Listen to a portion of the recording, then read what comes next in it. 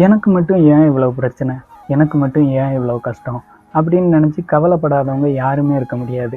உங்ககிட்ட பேசிக்கிட்டு இருக்கேன்னா இதை கேட்டுக்கிட்டு இருக்க நீங்கள், உங்களை சுற்றி இருக்கவங்க அப்படின்னு எல்லாருக்குள்ளேயும் கண்டிப்பாக இந்த கவலை இருந்திருக்கும், அல்லது இப்போ கூட இருக்கலாம்.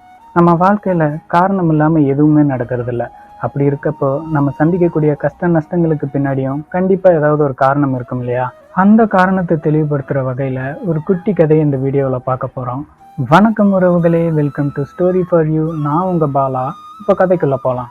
ஒரு அழகான விடியற்காலை பொழுதுல ஒரு நபர் தன் வீட்டுக்கு பின்னாடி இருக்க தன்னோட தோட்டத்தில் அப்படி நடந்து போய்கிட்டு இருக்காரு.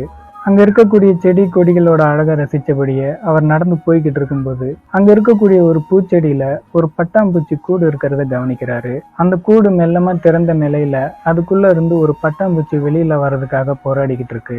அதை பார்த்தும் பார்க்காத மாதிரி யதார்த்தமாக அந்த இடத்த விட்டு கடந்து போயிடுறாரு. ஒரு கொஞ்ச நேரம் தோட்டத்தோட மற்ற பகுதிகள்லாம் சுற்றி பார்த்துட்டு திரும்ப வரும்போது மறுபடியும் அந்த பட்டாம்பூச்சி கூடு அவரோட கண்ணில் தென்படுது.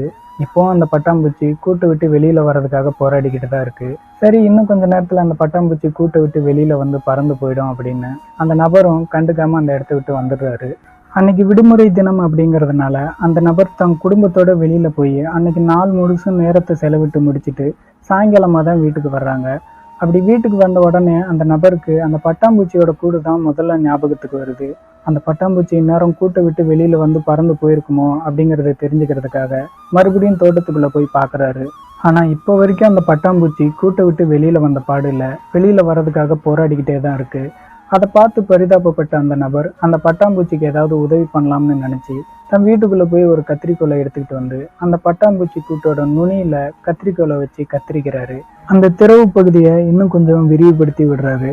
உடனே அந்த பட்டாம்பூச்சியும் வெளியில வருது. ஆனா வெளியில வந்த அந்த பட்டாம்பூச்சியால பறக்க முடியல. அது எவ்வளவு முயற்சி பண்ணியும் பறக்க முடியாம தரையில விழுந்து துடிச்சுக்கிட்டு இருக்கு.